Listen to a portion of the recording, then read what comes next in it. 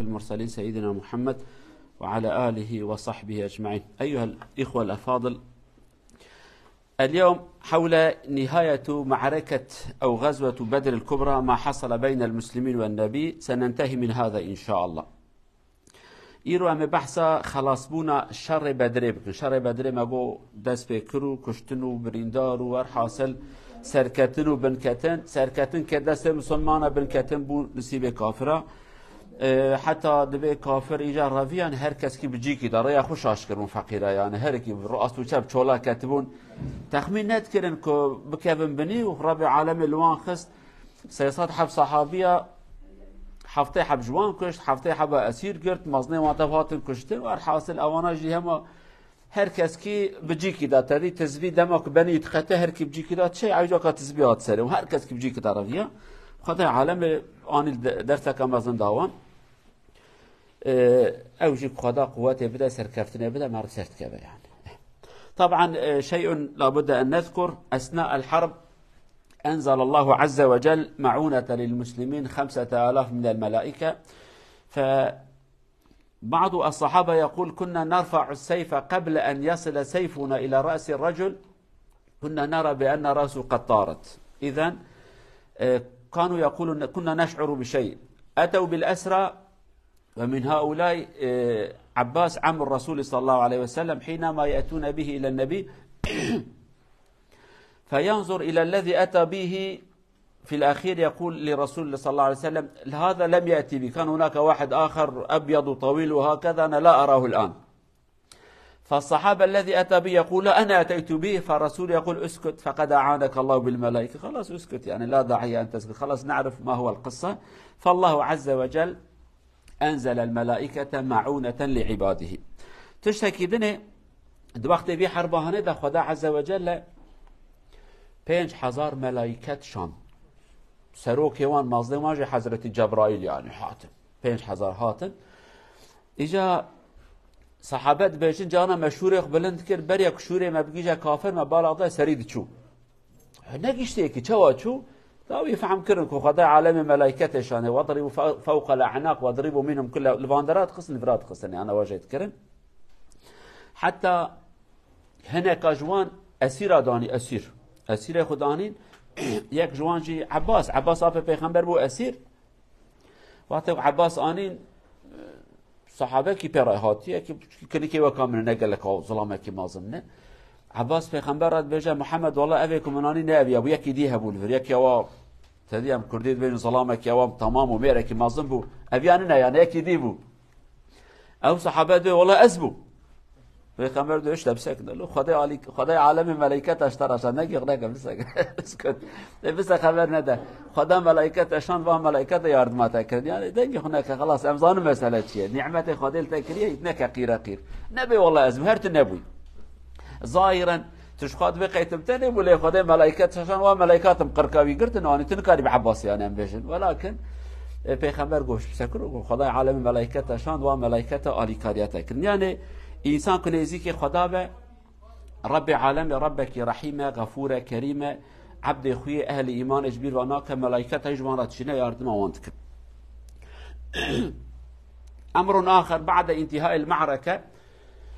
70 قتيلا. فالرسول صلى الله عليه وسلم لأنه رسول من الله كان يحترم الإنسان كإنسان، فكره شيء آخر، فأمر بالصحابة بأن يلقوا هؤلاء القتلى كلهم في بئر. لم يكن من عادته أن يترك الجسد فوق الأرض للوحوش والحيوانات، لم يكن من عادته، يحترم خلق الله عز وجل، فأمر فألقوا في بئر. هذا كذلك كان من عادة الرسول. والصحابة يقول: لو رأى رسول الله جنازة شخصا ميتا في الصحراء كان يقول: ادفنوه لا تتركوه هكذا.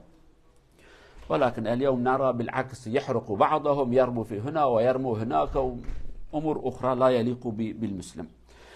تشتكي دي پیغمبر صلى الله عليه وسلم شكر بشتكو شر قديم بيجنا مناك شر تفصيل الشر شوابو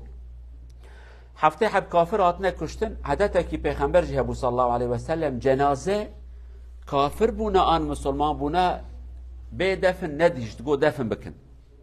امرت كرد قوان دفن بكن. پیغمبر جی امر کرد گوان هفته حب مریا بابن بیره که و نوالا بیر یعنی بیر زانه چنه عدد کولن گو باب جن وی بیرانه آوتون بیرانه عادت پیغمبر نه بو که جنازه کل در وابله یعنی کافر به آن مسلمان دبه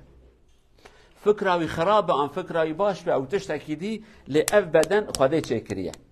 اویا صنع خدای پیغمبر حرمت اویاد گرت یعنی دوگه اویا صنع خدای اوی انسان آن دفع میکنه وان هفته حب کافر یکی ابو جهل او قپیس اما پیغمبر کو علیه الصلاة والسلام گره ورن دفن کرنه پیغمبر وان تواج دفن کرد طبعا تشتكيدن شيبو پیغمبر صلى الله عليه وسلم وان آويت بيري بوان رجي خبردان جوان را کرد فلان کس نابه وان گوت گو او صوزك خدای عالم دايا من خدا صوزك خب جي آني صوز وعد الله وعجبا تشتك جوارج هاتبو گوتن وجي ويديت آن نديد صوزك خدا جانا اینکه انسان مدوین دنگ نا چمریه دنگ چمریه خدای عالم دنگ دبوان خبره تنادن جواب تنادن انسان کدوم به عالم کادن وکا شهید خدا شهید رد به شهید نمرینه یعنی انسان کدوم به حیات کادن خدا زاند چه دیدن چه گهداریت کن چه واده پیغمبر جوان را خبر ده حضرت عمر به رسول خدا وان مریه هانی چه خبر دیدن دنگ چه چوان دبه یقین بکن چواک دنگ امتواد دنگ چوانشی ولكن نكارن خبرد وان مريا نكارن خبرد وكي دي دنگم چواتي گوه و دنگو سا چوان انسان مريجي گاش باش بزنبن يعني انسان كدمره او تماشي دو خود که عالم تشتاد دينه يعني ولكن خبردان تن او نكار تشتكي مرا بيجا لي ام تكارن خبردلو ويا چه بيا ويا چه او دينه حس که تشتي بخير بن كيف فايته تشتي خراب محزون عاجز اما خبردان جنا وكي دي نكار تشتكي نبكي أمر آخر بعد انتهاء المعركة المسلمون جمعوا الغنائم وربما تقول كيف يحصل هذا بالصحابة لأنه حصل خلاف بين الصحابة كان هناك 3 مجموعات من الصحابة بعضهم بقوا في حماية الرسول صلى الله عليه وسلم بعضهم جمعوا الغنائم وبعضهم طردوا الكفار في الغزوة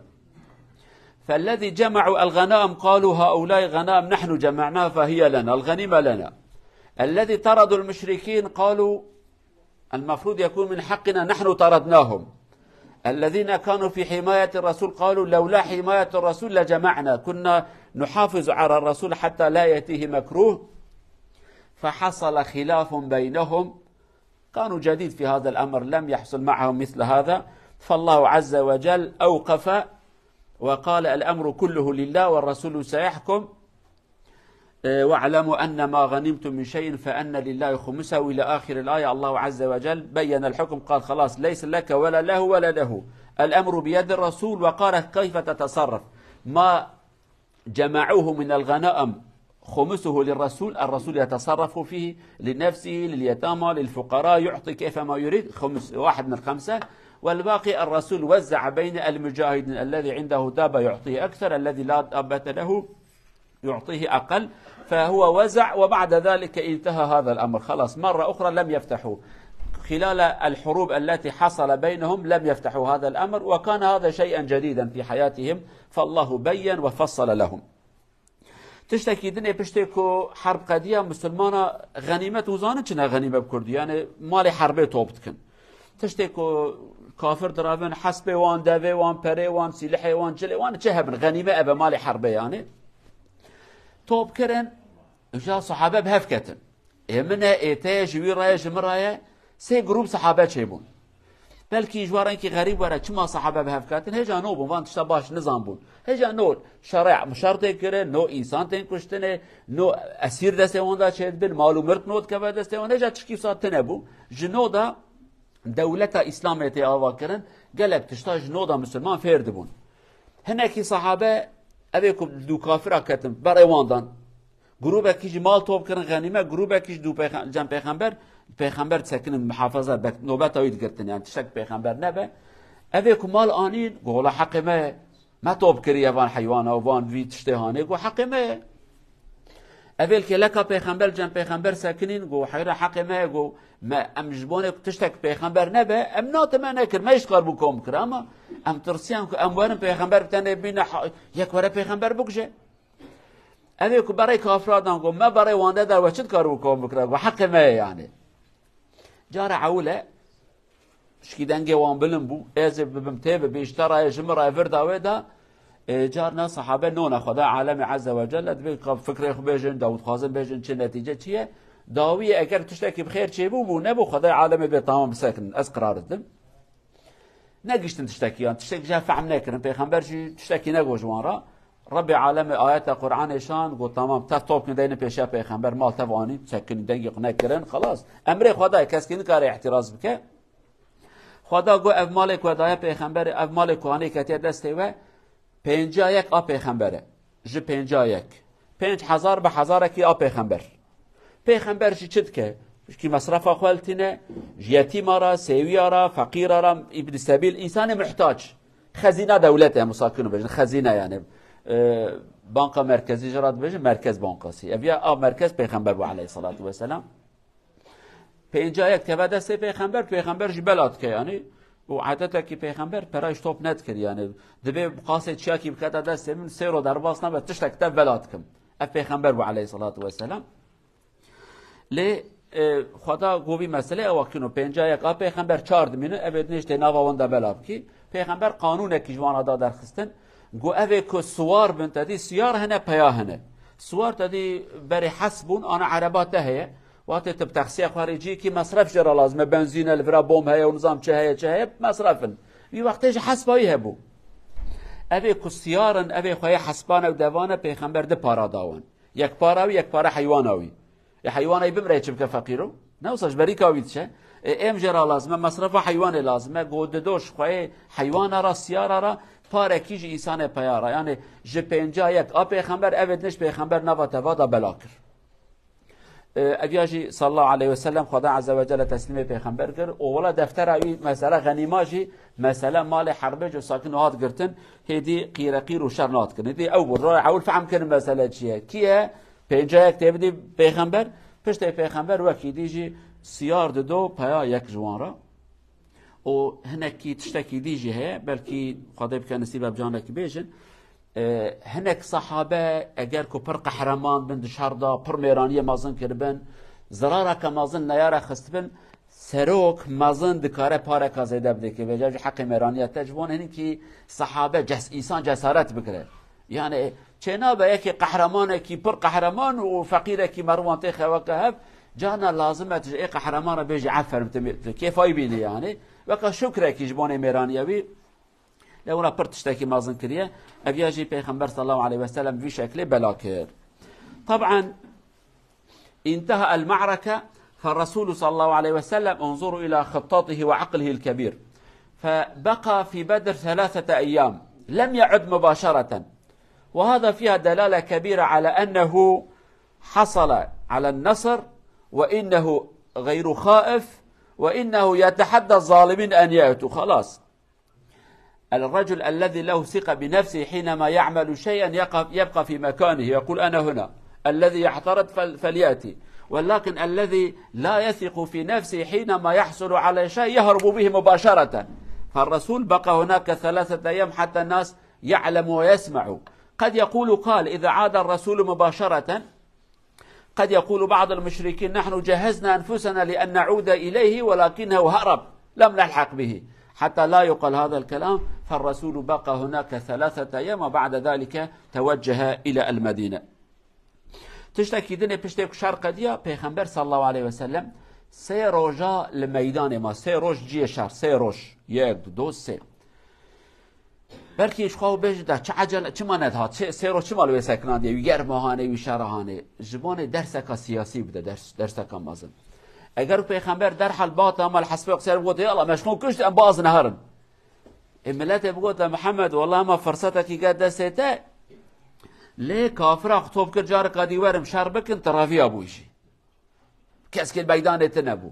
پیغمبر زبان کو کس صبح زمان خود رج نکه گو از روزال فرات ساکم کی میرا برا کرب کنور اول بران ام ناربن ام ناطرسنش کسکی 3 روز لوی میدان آن ساکنین یعنی کی میرا براوره کی ترسه برا بجوا ترسیا کی شعبی مدبره کرم که براوره یعنی شعب براندن زانی چی یعنی ولد کارم نکارم اوه معنوی 3 روزا کسکی نات پیغمبر صلی الله علیه وسلم پشت 3 روزا و دایجا که کرم کن ام بر خو عالی مدینه دا بکنم هر طبعا الرسول صلى الله عليه وسلم حينما بدأ بالعودة جيش معه هناك جرحى، هناك شهداء، دفن الشهداء هناك ومعهم الغنائم، فليس بإمكانهم أن يأتوا بسرعة. أرسل صحابيين، قال وأحدهم قال اركب ناقتي، الجمل، الرسول قال اركب هذا، والآخر قال حيوان دابة أخرى، اسبقونا إلى المدينة. المدينة أولا كان متفرق، هناك العوالي قسم في مكان المسجد القباء هناك، ومركز المدينة كما نقول، قسم واحد إلى هنا واحد إلى هنا. اذهبوا إليهم وبشروهم بأننا نصرنا والحمد لله ونحن قادمون إلى المدينة، لأنه قد طال خبرهم وحصل شبهة زعزعة، هل قتل النبي لم يقتل، ماذا حصل؟ حتى اليهود وكفار المدينة كانوا يقولوا انتظروا انتظروا، ستسمع الكثير، ستسمع خبر قتل محمد. حتى أتى الصحابة، أحدهما زيد بن الحارثة والثاني أظن عبد الله بن رواحة الذي كان راكبا دابة النبي، قالوا محمد قتل، وركب أحد الصحابة دابته إنه قتل، فهو يبشر لا يصدقون. أتى الآخر يبشر، بالأخير صدقوا، لأن اليهود والمنافقين الذين كانوا في المدينة في هذا الوقت لم يكونوا منافقين، كانوا مشركين، فهم قالوا محمد قتل، فهؤلاء لا يدروا ماذا يقولون. ولكن بعدما تأكد بأن الرسول حي وقد ظفر بالمشركين، فبدأ المسلمون وأتوا يستقبلون النبي صلى الله عليه وسلم في الطريق. تشتكي دني پیغمبر صلى الله عليه وسلم تشتكي سيرو قديا بري خوب آلي مدينة داكر، طبعا تخسير نكو سيار رد هرالوي قافلة كيه بوارا بريدار هبون، شهيد خدا فنكرن، غنيمة توب كرن، أسير هنا بحب صحابي را قوون عجلة هر مدينة مزجين بدن وان بيجن ام بسركتن الحمد لله انفايت هنا. لو راد مدينة دا پیغمبر زانبو صلى الله عليه وسلم هم يهودي هنا هم جهيكي كافر مدينة هنا هر فتنة كن فتنة. پشتك پیغمبر چه وانات بيجن هو تو بس محمد هات كشتن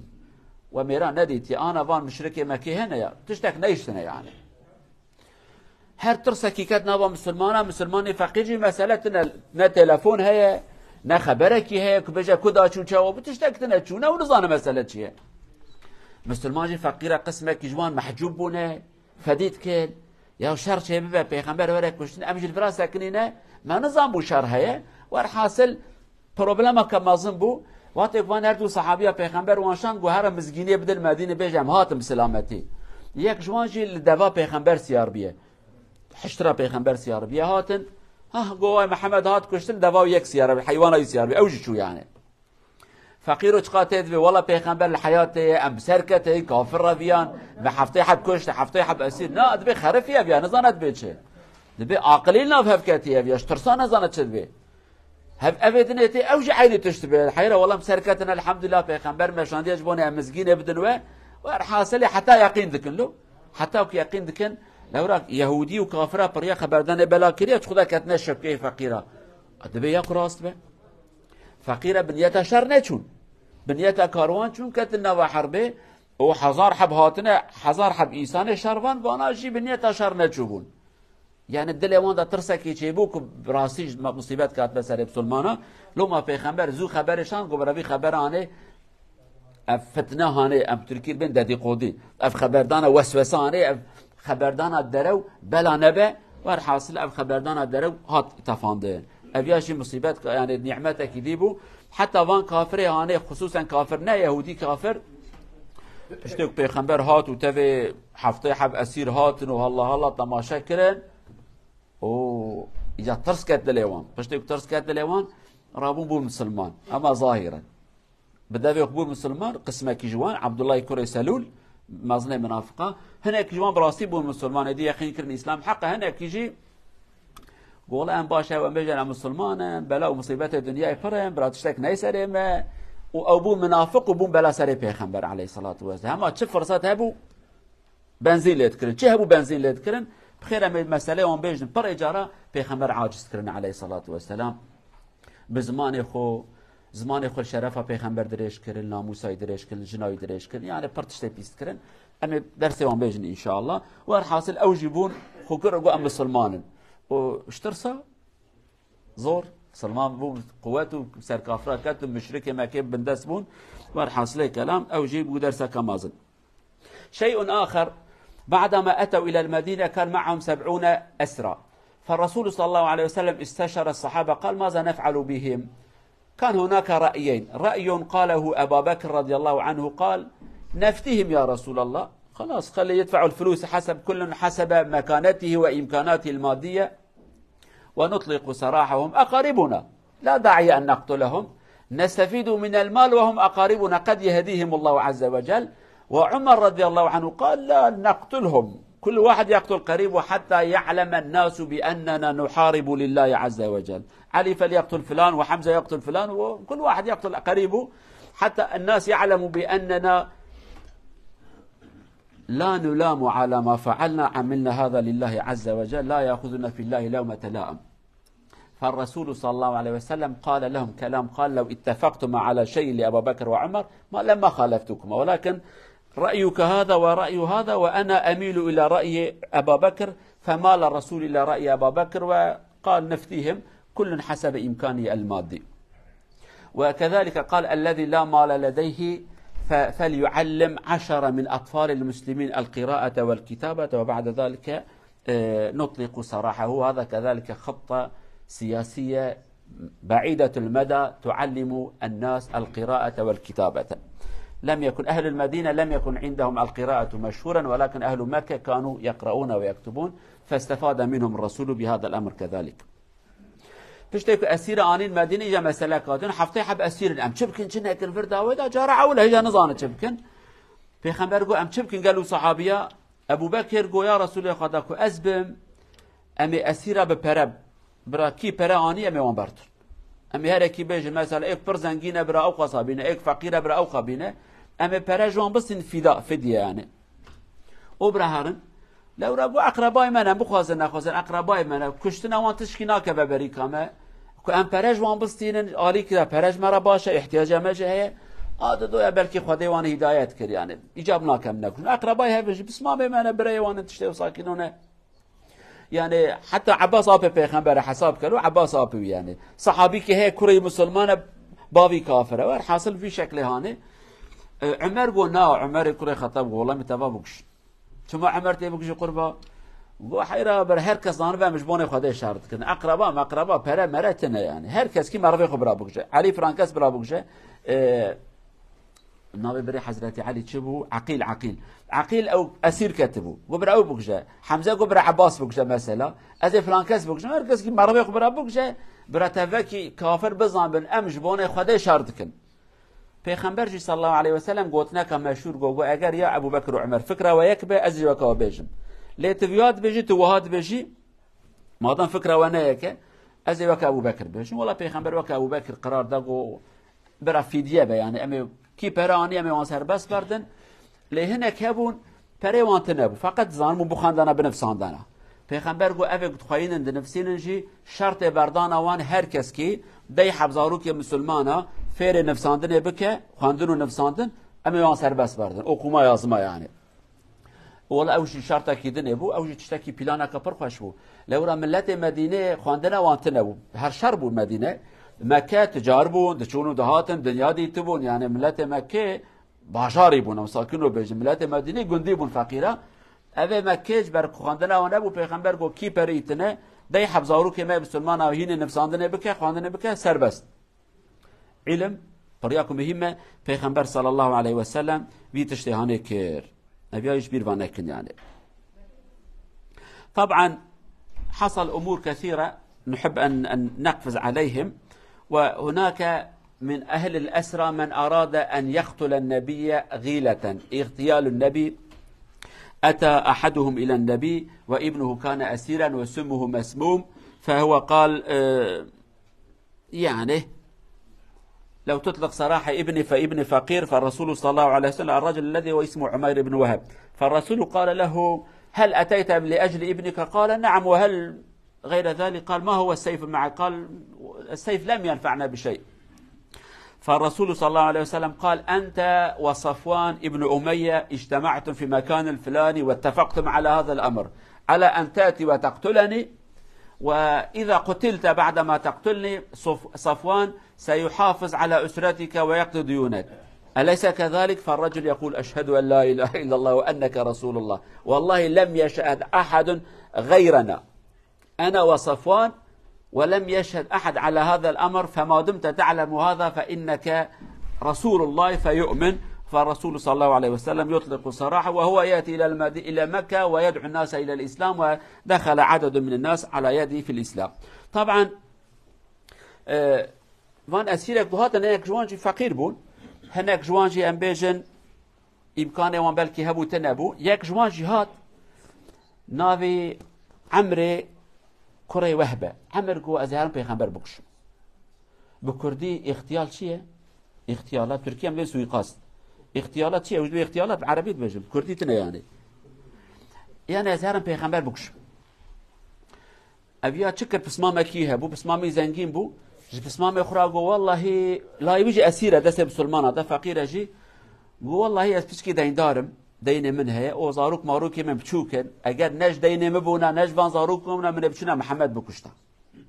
جي صفوان راز به صفوان جي بسمامويه صفوان دبي هما زاروك تا زاروك من دين تا دين من هما ربكش لو رباب صفوان جي هاتي كشتن اميه كوري خلف ابيكو ظلمه بلال حبشت كر تمام مش كاس كيرانا بيجا قوش كاس كيرانا بيجم ابي شوري خو جعريه ليخص جعري هات مدينة حضرت عمر قفاض قو اف شيطاني انا هاتيه شيء اف شيطاني حضرت عمر قو فعم كم مسألة شيء اوجه خبير بو قربتي لحمي الحيجة ساندن والحاصل اني جنب پیغمبر قو صف قو عمر شما هاتي قو يتيمة من جمتي صبية من اسيرة دستلاتمت بردي قو اف شو رب تراسي لحيانه چه بترا قو ما چه فايدة يگشتي ما چه خير جديديه پیغمبر قو ما تو صفوان والفلان جيرو نشتن وها بازارك واكينو كير تيوري ما بوكجي ابي زاروك تتماشى بك بربد عائلته جواب پیغمبر في كلمه بجد باشهد ان لا اله الا الله وانك رسول الله الشهاده پیغمبر خداي دبي والله راسته ودمك منو صفوان ما خبر ده تكس كل كلاك ما تنبو والله خداش ترى انا بجد تنزاني ت پیغمبر خداي ودبا مسلمان دبي راسته والله واد بس بوكجم از بنيتي هات مادام خدا خبر دايته جبونه کو استبوکجم تزانی و تجمرا کو کس کیتنه از بو صفان بو یکی دیگه بنا مبگوتا خبرش تراشان کس کیتنه بو دبا مسلمان پیغمبر لای برده او تل مدی جمکرات بجا قالوا انسان والله بیا پیغمبر حق والله حاله مسلك واتي سلمن ل کس کی قال کی جه یقین ناکیدی ابیاجی فقیر فقط میرانی خود که يعني ابیاجی میرانی خود که رب عالم جوان تبا راضی به تشتكيدنا موجي بيجن ابو العاص الرسول صلى الله عليه وسلم كان عنده بنت اسمه زينب، فهو قد زوجها لابن أخت خديجة رضي الله عنها، فهو كذلك كان من بين الأسرى، فزوجته زينب أرسلت لفدائه ما تملك، وكذلك عقدة النساء الذهب يحطه في الرقبة يعني، أرسلته إلى النبي. فحينما رأى الرسول هذا حزن وتذكر خديجة رضي الله عنها، لأنها كانت قد أعطتها هدية الزواج، فالرسول تذكرها وتألم كثيرا. فالصحابة قالوا يا رسول الله، الرسول قال لهم قال ما رأيكم أن نطلق سراحه وكذلك نعيد الذهب، يعني هذا هدية زوجتي خديجة أم المؤمنين، والرسول كان يحترمها كثيرا. فرأى الصحابة حينما رأوا حزن الرسول وألمه فقالوا يا رسول الله خلاص نطلق سراحه ونرد عليه ما أتى به أو ما أرسلت به. فالرسول قال لدي شرط أن ترسل زينب إلي خلاص. فهو كان رجل محترم جدا، ذهب إلى مكة وقال لزينب ستذهب إلى أباك. فبعض نقول جهلاء أهل مكة حاولوا أن يؤذوها حتى هي سقطت من فوق الجمل وكانت حاملة فأسقطت الولد، ونتيجة لهذا مات بعد فترة، يعني لم يستمر كثيرا أو سنوات، تأذت من هذا إسقاط الحمل، ولكن كان رجلا محترما. تشتكي دي أبو العاص ضابط پیغمبر بو عليه الصلاة والسلام، پیغمبر كتشي هبون كتشايك زينابي زينب بو بيجا پیغمبر المكي يعني دابو حضرتي خديجة دابو لا خشكاوي هبو، إنسان كي محترم بو أفندي بو، يعني هر چقدر نبو مسلمان جي قال لك كافر جرا قو قيزا محمد بردا قلنا قو كاتشا كبر محترمة از برنادم يعني كرنا كرقو جنامنا جرازيمة محترمة بأدبة لي خوي دركات أوج شرط أوج أسير بو فقيرو وقتك أسير بو زينب پره مرشان قو جوان ظلامي بردن پیغمبر نگو زاوه منها يعني حتى زاوه منها تشتك نابه قو هد اوكي يعني فدية اجا زينب وقتك تشتاشان كردي زانش نه گردن لخ گردان اوه گردان تشه مرد که اصطیه خوب تشته اصطیه ویدا حبه که وقت زواج اوی حضرت خدیجه جراسانده بو تشته کن گردان اصطیوان اوی ویجه شانده بو پیغمبر وقت یکدی دلی شوتی گریه يعني خدیجه هات بیراوی جنابیه محترم والاوی چه کتی ایرو چه حاله يعني پیغمبر دلی گلک شوتی صحابه دیتن اوج شوتی فقیر اوج محزون بون پیغمبر گوند بجن چه گو از ویا بردم از زیر ویج بدم که ویا هدیه خدیجه جرا شاندیه تشتکتنا و وی شاندیه جمرا گو یا رسول خدا سرچعبه يعني ام تناش کید سرچعبه وی شاندم پیغمبر گو لشرط کی من اتهاری زینب شینی برا يعني تام بلا زینب وره گو سرچعبه من ولا جامیر میر درکت هات زینب را گو ولا از هاتم اما صوزه من اوه که استبشینم جنباوته يعني بازارم اوه ويشاند ولكن هناك أحمق مكة دهر ملتي ده أحمق بأدب برن يعني